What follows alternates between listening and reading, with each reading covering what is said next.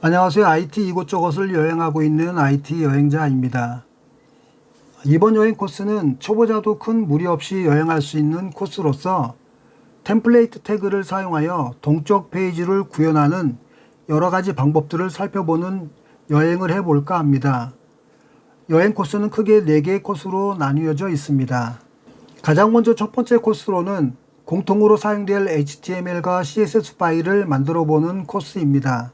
두 번째 코스는 만들어진 HTML 코드 중에서 반복되는 태그 부분을 템플레이트 태그로 만들어 동적 페이지 형태를 구현해 보는 코스입니다. 세 번째 코스에서는 두 번째 코스에서 만들어진 템플레이트 태그 부분을 외부 파일로 만들고 이를 가져와 사용하는 방법을 살펴보고자 합니다. 마지막 네 번째 코스는 외부에 정의된 템플레이트 파일을 불특정 다수가 굉장히 많이 접근하여 동시에 사용한다고 가정했을 때 아무리 강력한 서버라고 할지라도 매번 동일한 템플레이트 파일을 동시에 제공해 주기에는 무리가 따를 것입니다. 서버의 성능 저하도 유추해 볼 수 있을 것입니다. 이런 상황이라면 클라이언트가 한번 제공받은 템플레이트가 있다면 이를 로컬 스토리지 또는 세션 스토리지에 저장한 후 필요할 때 다시 제공한다면 동일한 템플레이트를 사용할 때 서버를 거치지 않아도 되기 때문에 서버에 미치는 영향을 최소화할 수 있을 것입니다. 따라서 이를 어떻게 구현해 낼지에 대하여 살펴보는 것으로 이번 여행을 마무리 짓겠습니다. 여행을 떠나기 위한 준비물은 단지 라이브 서버 익스텐션이 설치된 비주얼 스튜디오 코드만 있으면 될 듯합니다. 본 여행 코스를 통하여 경험할 수 있는 경험치는 템플레이트 사용법, 패치된 사용법, 로컬 스토리지 활용법이 되겠습니다. 전체 파일의 구조는 보시는 것과 같이 파일이 많아 보이지만 대부분 동일한 내용을 갖고 있는 파일들입니다. 단지 코스별로 파일을 따로 만들다 보니 파일이 많이 만들어졌습니다. 화면을 정지한 후 세세히 살펴보시기 바랍니다. 그럼 가벼운 마음으로 커피 한 통 들고 여행을 떠나보도록 하겠습니다. 적당한 폴더를 만들고 비주얼 스튜디오 코드를 시작하시면 되겠습니다. 저는 일단 폴더를 3개를 만들고 시작하겠습니다. CSS 폴더, HTML 폴더, 그리고 자바스크립트 코드가 들어가 있는 JS 폴더, 이렇게 3개 폴더를 만들고 시작하겠습니다. 자, 지금 시작하려고 하는 코스는 첫 번째 코스입니다. 공통 HTML과 CSS를 만들어 보도록 하겠습니다. HTML 폴더에 가셔서 먼저 use 템플레이트라는 파일을 만들어 볼게요.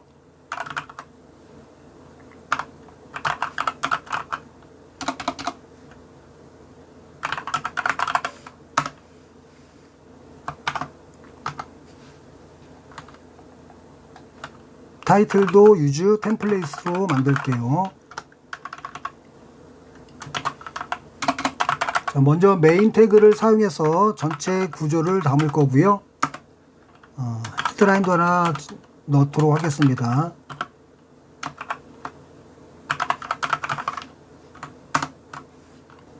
자, 화면을 잠깐 정리하고 왔고요. 오른쪽 그림처럼 이런 HTML 파일을 간단하게 만들어서 요 이름, 어드레스, 이메일이 출력되는 요 항목들을 일단 작업을 좀 해보도록 하겠습니다.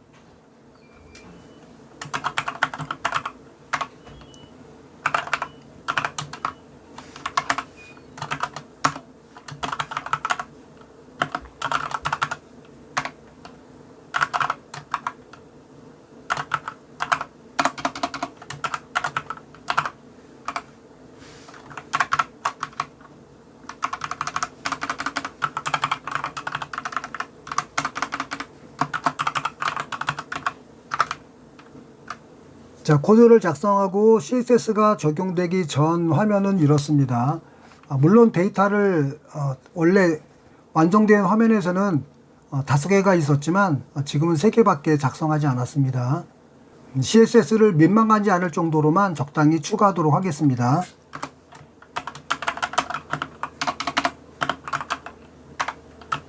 자, 상단에 링크 태그를 가지고 CSS를 연결해 놨고요. CSS 폴더에 가서 연결된 템플레이트 CSS를 만들도록 하겠습니다. 자, 모든 태그에 박스 사이징을 먼저 주도록 할게요. 보더 박스로. 그러면 패딩이나 이런 것에 의해서 전체 넓이가 바뀌진 않겠죠. 그리고 메인 태그의 전체 넓이를 주도록 하겠습니다.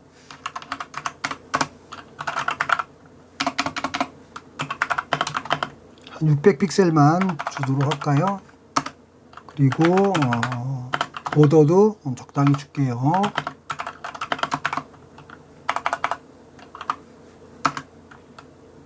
패딩도 적당히 주는 게 좋겠습니다.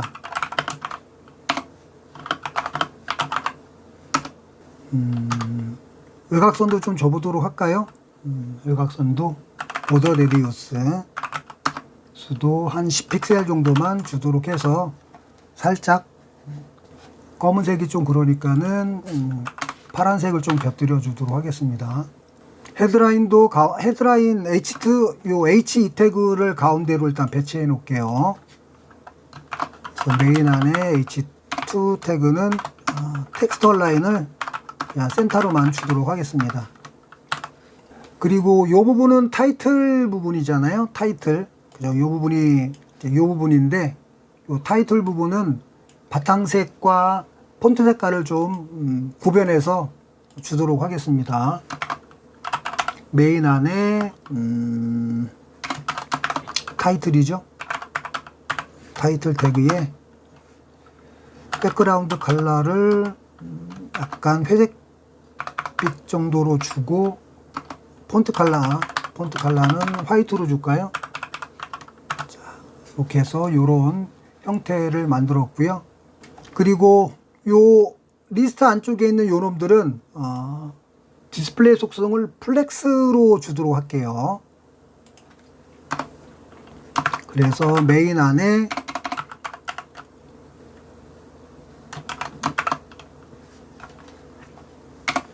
타이틀 부분하고 그리고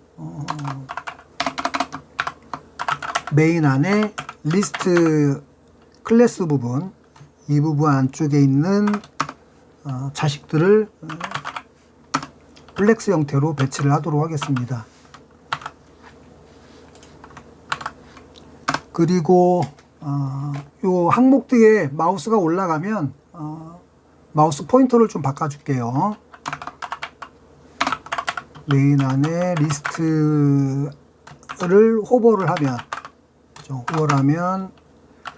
백그라운드 컬러를 약간 흐리한 회색 빛깔 그리고 커서 포인트를 포인터로 줘서 마우스가 이렇게 올라가면 이런 효과를 좀 보도록, 그리고 넓이를 좀 조정을 좀 해 주도록 하겠습니다. 그래서 메인 안에 있는 네임 속성의 위스만 적당히 좀 주도록 할게요. 좀 뭐 웹 디자인 시간이 아니기 때문에 디자인은 민망하지 않을 정도로만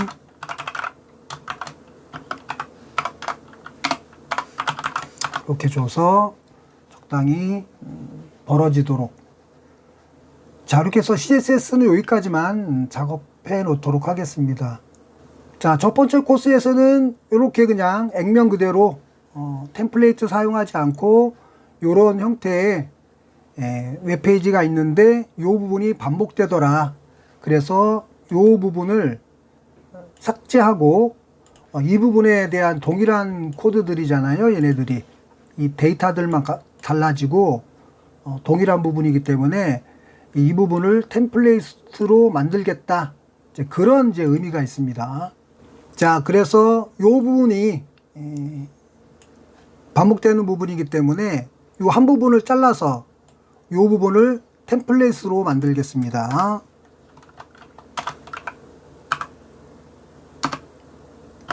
템플레이트 클래스 이름은 템플레이트로 할게요. 그래서 이 부분을 감싸주면 템플레이트로 지정된 이 항목은 웹페이지에 렌더링 되지 않습니다. 그래서 이 부분을 저장하면 이 홍길동 부분은 보이지 않을 거예요. 그죠? 이 템플레이트 안쪽에 있는 내용들은 렌더링 되지 않습니다. 그리고 이 부분은 이제 이 부분을 반복시켜서 이런 데이터들을 자바스크립트 통해서 만들 거니까 이 부분은 이제 삭제해도 되겠죠. 이 부분은 삭제하고 대신에 자바스크립트 통해서 여기에 표시된 값들을 자바스크립트의 배열 값으로 해서 템플레이트 기능을 반복시켜 보도록 하겠습니다. 그냥 주석 처리를 해 놓을까요? 주석 처리를 해 놓도록 하겠습니다.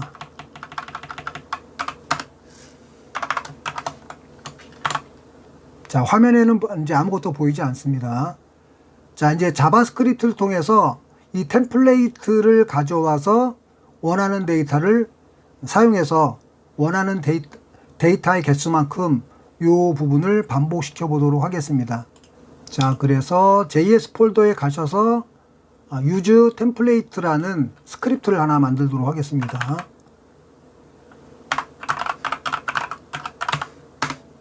자, 이렇게 화면을 두 개로 나누어서 작업해 보도록 하겠습니다.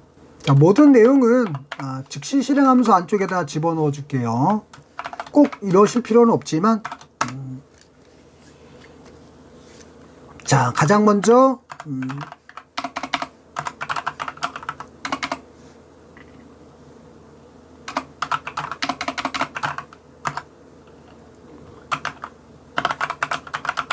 템플레이트에 표시될 데이터를 자바스크립트의 배열 함수를 사용해서 배열을 사용해서 정의를 해 놓도록 하겠습니다.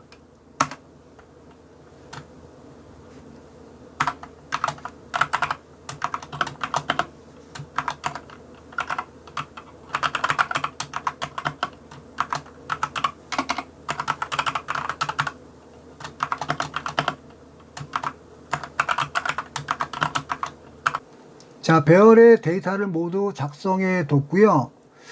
배열의 데이터를 모두 작성해 두고 보니까 HTML에서 요 스크립트 태그를 가지고 오지 못했네요. 그래서 추가하도록 할게요.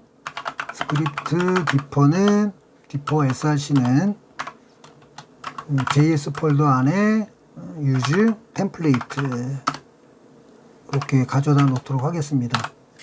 자, 그 다음에 템플레이트가 포함될 부모 태그 템플레이트 바디를 객체로 가져오도록 하겠습니다. 템프 바디라고 할게요.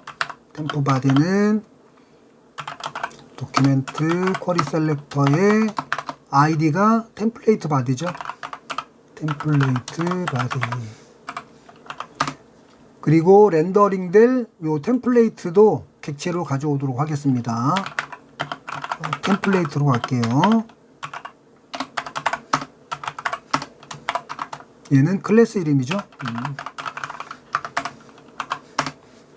자, 두 개의 태그들을 객체로 가지고 왔고요. 그 다음에 이 템플레이트 안쪽에 이곳에 표시될 데이터 값들이 이 데이터라고 하는 배열에다 들어가 있지 않습니까? 이거를 포이치로 빙빙 돌려서 하나씩 데이터를 긁어다가 이곳에 집어넣도록 하겠습니다. 그래서 데이터.poich로 돌려도 되겠죠. D라고 하는 데이터 중에 하나를 D라고 하는 이름으로 받고 나머지는 화살표 함수로 처리하도록 하겠습니다. 이번 코스에서 가장 중요한 게 이 템플레이트를 클론을 시키는 게 가장 중요한 핵심 코드입니다. 그래서 클론이라고 할게요. 이 템플레이트를 가지고 와서 이 안쪽에 있는 자식 태그들을 몽땅 반복해야 되기 때문에 복사해 두고 복사해서 추가하고 복사하고 추가하고 이렇게 작업을 해야 될 거거든요. 그래서 템플레이트에 콘텐트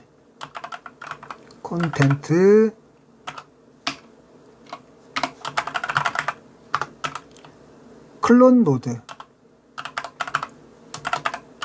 그리고 수루 값을 주는데 이 수루 값은 얘만 복사하는 것이 아니라 그 안쪽에 있는 자식까지 모두 클론을 만들어줘 라고 하는 의미라고 보시면 되겠습니다.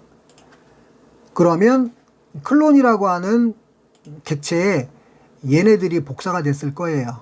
그래서 이곳에 데이터에 들어가 있는 값을 집어넣고 이곳에도 여기 있는 데이터를 집어넣으면 되겠죠. 자, 그 작업을 하도록 하겠습니다. 그래서 클론에서 쿼리 셀렉터로 누굴 찾냐면 name이라고 하는 클래스를 찾아서 텍스트 콘텐트의 첫 번째 데이터 값의 name 속성을 집어넣어줘. 이런 의미가 되겠습니다. 그리고 역시 두 번째 코도 어드레스라고 하는 태그를 찾아서 텍스트 콘텐트에 뒷점 어드레스를 집어넣고 그리고 마지막으로 이메일을 갖고 와야 되겠죠. 이메일. 여기 점이 빠졌군요. 역시 텍스트 콘텐트 뒷점 이메일.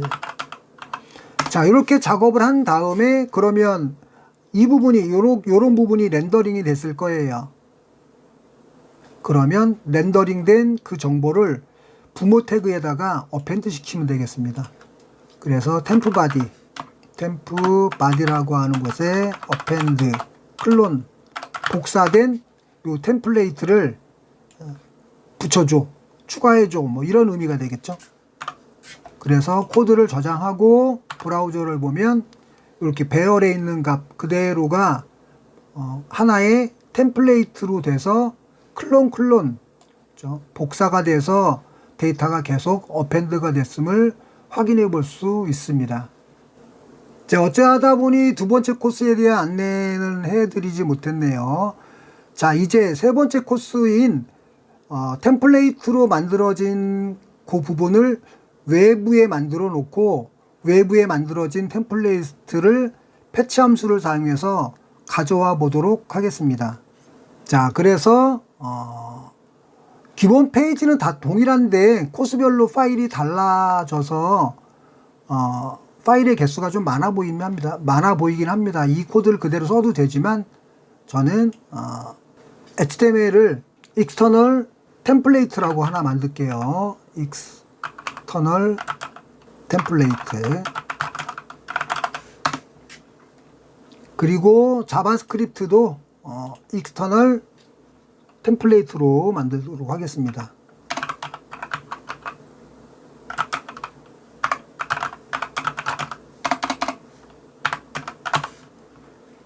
기본 코드는 다 동일합니다.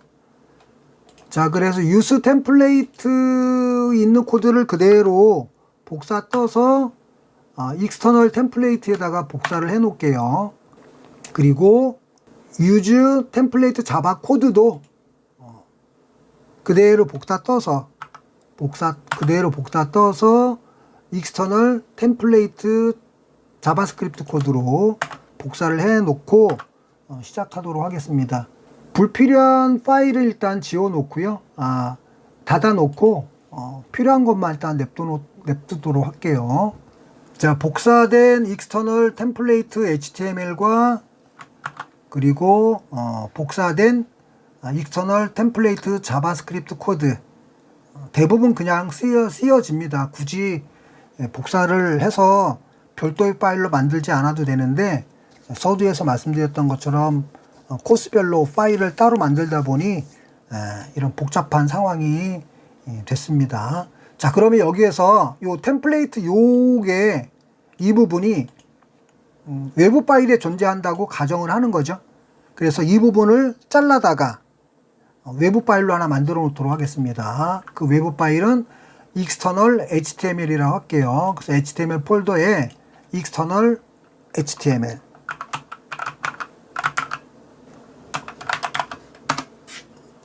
그래서 external 템플레이트 이 코드에 있는 이 부분을 아예 잘라서 external HTML이라는 곳에 집어넣고 저장하고 시작하도록 하겠습니다. 자, 이 부분이 이제 템플레이트만 있는 파일이라고 생각하면 되겠죠. 그리고 나머지는 여기에서 모두 이제 삭제하도록 할게요. 그러면 화면에 이렇게 간단하게 템플레이트가 들어갈 바디 부분만 남습니다. 자, 그러면 일단 타이틀도 바꿔주고요. 익스터널 템플레이트로 할게요. 익스터널 템플레이트라고 하는 이름으로 바꿔주고, 그리고 자바스크립트도 유즈 템플레이트가 아니라 익스터널 템플레이트로 바꿔줘야 되겠죠. 익스터널 템플레이트. 그래야 이 파일을 참조하게 될 테니까. 그래서 이 부분에서는 이렇게 세 가지 작업을 했습니다.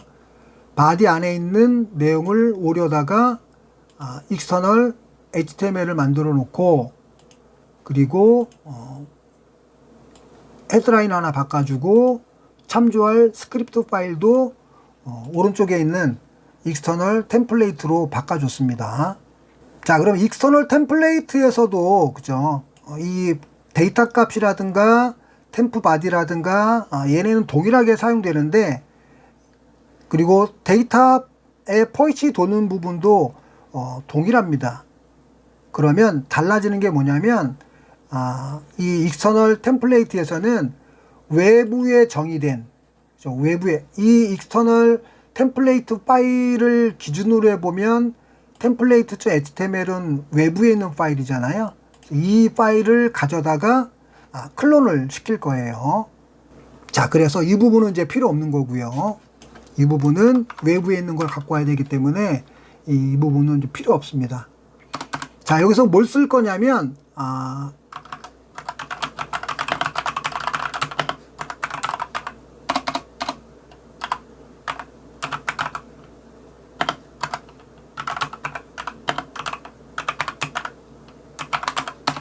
패치 함수를 사용할 거예요. 패치 함수. 그래서 HTML 안에 external.html 파일을 읽어와줘. 정상적으로 읽어왔다면 .den입니다. .den. 그러면 RESP로 받고, 이 RESP는 문자열로 바꿔주셔야 돼요. 텍스트. 문자열로 정상적으로 변환이 됐다면 또 된. 그러면 HTML을 받을게요.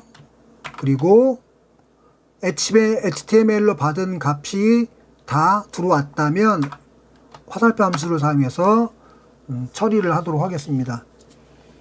자, 이 세 번째 코스에서는 외부에서 읽어드린 이 HTML 파일을 둠 파서를 사용해서 요런 이 태그들을 둠 파서를 사용해서 HTML 코드로 만들어주는 부분이 가장 중요해요.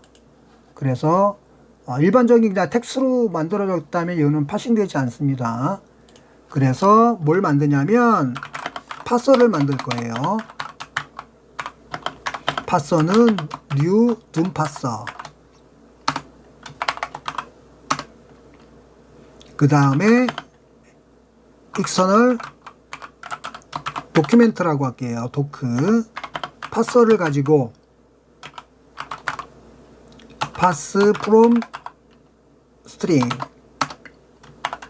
html이란 변수의 값을 스트링으로 되어 있는 html이란 변수 값을 html로 바꿔줘. 이제 이런 이제 의미의 코드가 되겠습니다. 그러면 여기에서 let template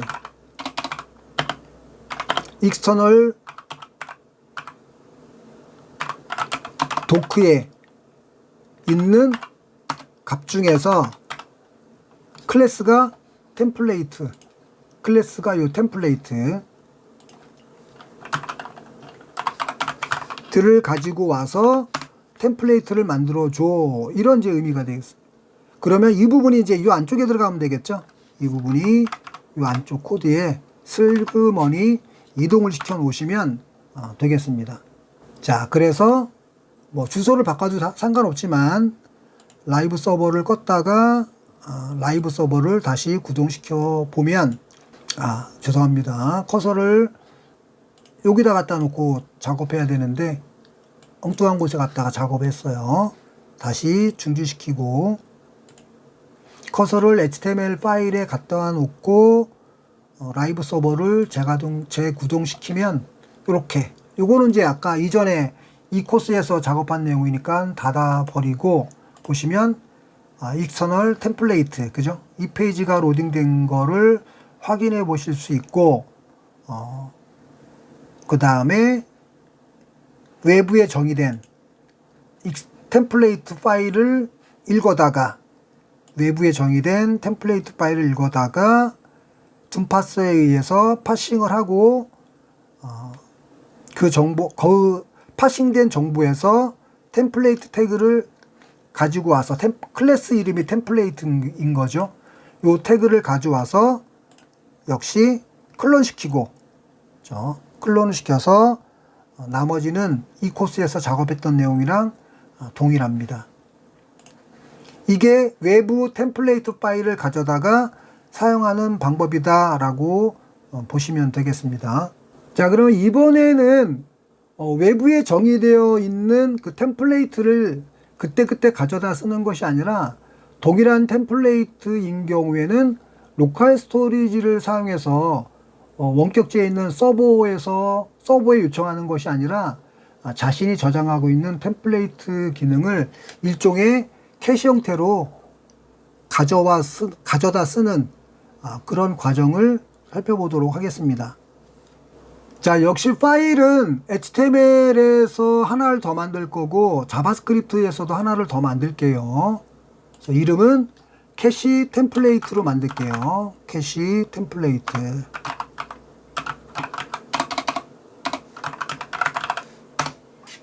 캐시 템플레이트 HTML, 그리고 스크립트에서도 캐시 템플레이트 JS.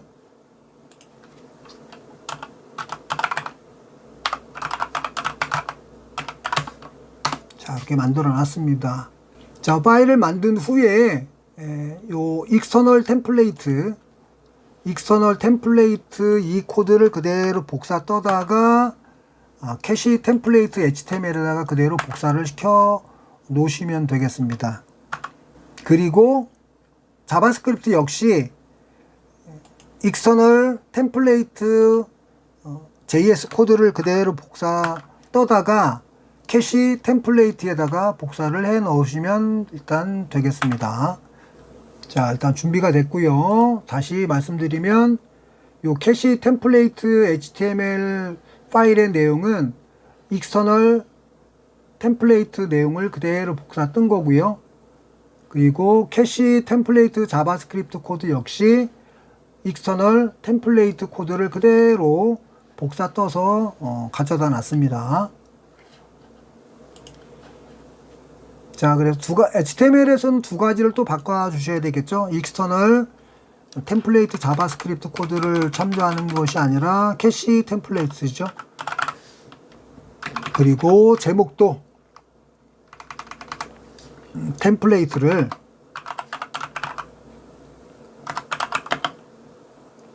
캐시에 저장하여 사용하기.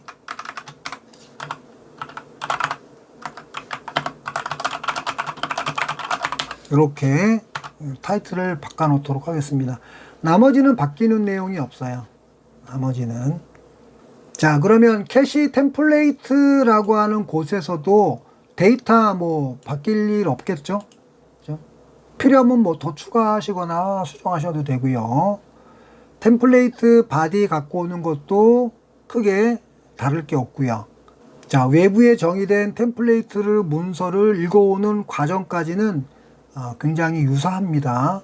자, 그럼 여기서 생각해 볼 게, 처음에 이 페이지가 로딩됐을 때는 템플레이트 파일이 로컬 스토리지에 없겠죠. 그죠? 근데 만약에 있다면 굳이 서버에서 패치 문장을 사용해서 서버에서 읽어드리지 않고 그냥 로컬에 있는 거 쓰시면 될 거잖아요. 그죠? 그래서 이렇게 코드를 살짝 바꿔놓도록 하겠습니다. URL을 가지고 이 정보를 가지고 올게요. URL에 정의를 해놓고 패치는 뭐 URL을 읽으면 되니까, 그죠? 자, 그리고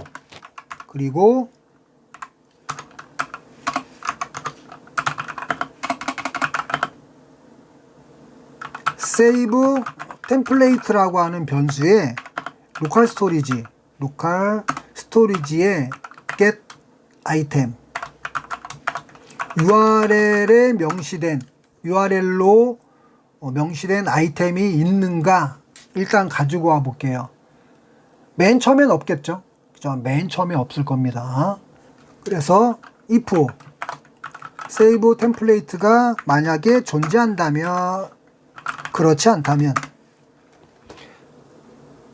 한번 로딩이 돼서 이 로컬 스토리지에 만약에 이 URL이라고 하는 키값으로 템플레이트 파일이, 다시 한번 파일을 보면 익스터널 이 부분이겠죠. 요런 텍스트를 가지고 있는 정보가 로컬 스토리지에 저장되어 있다면 굳이 패치문을 사용해서 서버에서 데이터를 갖고 오지 않아도 되겠죠. 그죠? 그래서 만약에 save 템플레이트가 로컬 스토리지에 존재한다면 아직 작성되진 않았지만 load라고 하는 함수를 만들어서 템플레이트 바디에 save 템플릿을 추가시켜줘. 이런 이제 개념으로 일단은 만들어 둘게요. 로드 함수 자동으로 막 붙여지는 게 그렇습니다. 자, 로드라고 한 함수를 이렇게 만들 거예요. 자, 그러면 로드라고 한 함수를 이제 하단에다가 먼저 이 else 문장을 작성하기 전에 로드라고 한 함수를 밑에다가 함수를 하나 만들어 놓도록 할게요. 펑션 로드 그리고 템플레이트 바디니까 그냥 템플레이트 바디로 매개 변수를 잡을게요. 템플레이트 바디 그리고 캐시된 템플레이트 이런 식으로 잡아서 함수를 만들어 놓도록 하겠습니다. 자, 그러면 로컬 스토리지에서 데이터 값을 가지고 왔든 아니면 데이터가 없어서, 그죠? 데이터가 없어서 패치 문장으로 데이터를 가지고 왔든, 그죠? 관계없이 여기에서는 어떻게 하면 돼요? 이 부분이 그대로 들어오면 되지 않을까요? 이 부분이. 그죠? 이 부분이 그대로 로드 함수에 들어와서, 이 데이터의 개수만큼 빙빙빙 돌아서 렌더링 하도록 만들면 되지 않을까 생각이 되네요. 자, 그래서 템프 바디와 세이브 템플레이트를 템플레이트 바디와 캐시 템플레이트로 받았어요. 이 부분을 일단은 그대로 오려서 이 부분으로 넘겨 놓도록 하겠습니다. 이렇게. 그러면 이 HTML이라고 하는 이 파일은, HTML이라고 하는 요 변수의 값은 다시 한번 external 템플레이트 클래스를 한번 볼게요. external 템플레이트 자바스크립트 코드를 한번 볼게요. 자, 여기서 이 HTML이라고 하는 거는, 그죠? 패치 문장에 의해서 요 페이지를 읽어드린 그 결과잖아요. 그죠? 자, 그러면 캐시 템플레이트에서 요 HTML은 결국은 누구냐면 캐시 템플레이트예요. 그죠? 캐시 템플레이트나 익스터널 템플레이트에서 요 HTML이나 같은 요 페이지의 정보겠죠. 그러죠? 요걸 나타내는 거니까. 그리고 우리는 로컬 스토리지에 요 놈을 저장할 거니까. 그러죠? 그래서 요 부분이 캐시 템플레이트예요. 캐시 템플레이트. 그러면 나머지는 변수를 굳이 바꿀 필요 없기 때문에 그대로 다 가져갈 거고요. 그죠? 그대로 다 가져갈 거고, 그리고 이렇게 만들어진 클론이 추가될 그 위치가 여기서는 템프 바디지만, 그러니까 익스터널 템플레이트에서는 이 템프 바디가 요 부분을 나타내는 거잖아요. 그죠? 그런데 우리가 캐시 템플레이트에서는 그 템프 바디를 뭐로 받았냐면 템플레이트 바디로 받았어요. 그래서 얘가 템프 바디가 아니라 템플레이트 바디가 되겠죠. 이렇게. 그러면 이 밑에 있는 코드는 이제 바뀔 일이 없고요. 나머지 나머지 이 부분이 이제 어디에 들어가냐 이거지. 그죠? 이 부분이. 그래서 세이브 템플레이트가 없다라는 얘기는 로컬 스토리지에 데이터가 없다는 얘기잖아요. 요 키값으로 저장된. 그러면 읽어드려야지. 그죠? 그래서 요 나머지 부분은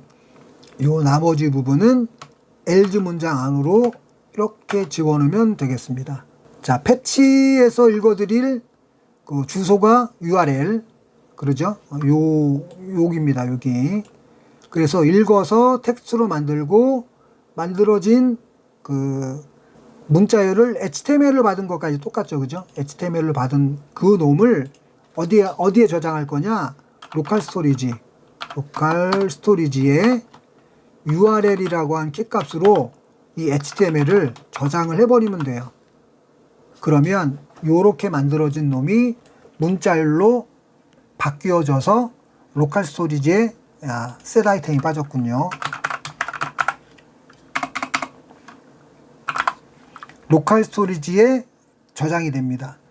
로컬 스토리지에는 문자열만 저장이 됩니다. 문자열, 키값도 문자열, 저장되는 값도 문자열. 그래서 이렇게 문자열로 바꾼 거를 그냥 저장하시면 됩니다. 그리고 나서, 그죠? 그리고 나서 우리가 문자열로 되어 있는 놈을 어떻게 했어요? 문자열로 읽어드린 요거 익터널 템플레이트를 보면 문자열로 읽어드린 요 HTML을 둠 파서를 사용해서 파싱해서 이렇게 만들었잖아요. 그죠? 그러면 우리가 캐시 템플레이트에서는 문자열로 저장된 요 놈을 파싱하는 로드 함수를 호출해주면 되겠네요. 그래서 로드 그리고 템프 바디 그리고 HTML 그러죠? 이렇게 되면 이 HTML이 캐시 템플레이트에 들어가서 파싱이 돼서 렌더링 되겠죠. 이러면 이제 코드가 최소한으로 바뀌면서 기능 구현이 다 끝났을 거라고 생각이 됩니다. 자, 그러면 여기 캐시 템플레이트로 가서 다시 라이브 서버를 중지하고 라이브 서버를 다시 구동하면 이 앞전 코드랑 똑같긴 하겠지만, 그죠? 똑같긴 하겠지만 템플레이트를 캐시에 저장하여 사용하는 거, 요 페이지가 작동됐다는 것을 우리가 확인해 볼 수 있죠. 자, 그러면 우리가 데이터를 한번 바꿔볼까요? 홍일동일, 김시일, 이시일, 박시일, 남시일. 그죠? 그리고 저장하면 바뀌는 걸 확인해 보실 수 있을 겁니다. 저는 뭐 데이터는 전 제자리에 갖다 놓고 다시 한번 저장하면 이렇게 데이터가 바뀌죠. 자, 이렇게 해서 다시 정리를 하면 캐시 템플레이트에서는 프로세스가 시작이 되면 가장 먼저 로컬 스토리지에 요 URL로 되어 있는 값을 읽어서 값이 있을 때와 값이 없을 때, 그죠? 값이 있을 때와 값이 없을 때를 if문으로 분기시켜 놨다. 그리고 만약에 값이 있다면 이 바디 부분하고 그리고 로컬 스토리지에서 읽은 세이브 템플레이트를 매개 변수로 해서 인자 값으로 파라미터로 해서 펑션을 불렀다. 로드라고 한 펑션을 불렀다. 그래서 이렇게 읽어드린 정보는 텍스트 형태입니다. 텍스트. 그래서 텍스트로 이루어진 것을 둠파서에 의해서 파싱을 해서 그 결과에서 템플레이트를 얻어오고 데이터 개수만큼 클론시켜서 렌더링을 해놨다. 그리고 만약에 없다면, 그죠? 이 로컬 스토리지에 값이 만약에 없다면 요 URL로 되어 있는 파일을 읽어서 텍스트로 바꿔 텍스트로 바꾼 값을 HTML에다 담아서 그러면 이게 HTML로 템플레이트 태그가 HTML로 들어가겠죠? 그죠? 그리고 나서 요 URL 이름으로 템플레이트 태그가 다 저장됐을 거예요. 그 안쪽에 있는 내용이. 그리고 역시 로드라고 하는 함수를 불렀다. 그리고 만약에 사용자가 새로 고침하거나 그랬다 그러면 또다시 이 루프가 돌 때 로컬 스토리지의 get item URL, 그럼 여기에서 URL 이름으로 저장된 그 경우가 생기잖아요. 그러면 그 값을 읽어서 읽을 수 있기 때문에 세이브 템플레이트에는 값이 있을 거야. 그러면 else 문장이 실행되지 않고 로드 함수를 바로 실행을 해서 똑같은 과정을 처리를 했다. 그러면 굳이 똑같은 템플레이트 파일을 필요로 할 때 서버를 계속 호출하지 않고 로컬에 저장되어 있는 값을 사용함으로써 서버의 과부하를 최소화시킬 수 있다. 이런 결과가 나오는 거죠. 자, 동일한 코드들을 여러 개의 파일로 복사하는 과정에서 다소 번잡하고 복잡해 보였지만 코스별로 코드를 나누다 보니 그렇게 되었습니다. 동적 페이지를 만들기 위한 방법으로 템플레이트를 사용한 여행이었지만 템플레이트를 사용하는 방법 이외에도 여러 가지 방법이 있을 것입니다. 하지만 특정 프레임워크를 사용하지 않더라도 충분히 괜찮은 동적 페이지를 만들 수 있는 방법 중 하나였지 않나 싶습니다. 이 영상이 개발자나 개발자를 희망하는 여러분들에게 영감을 줄 수 있는 영상이 되기를 바랍니다. 이것으로 이번 여행 코스를 마무리 짓고 저는 또 다른 여행지에서 찾아뵙겠습니다. 감사합니다.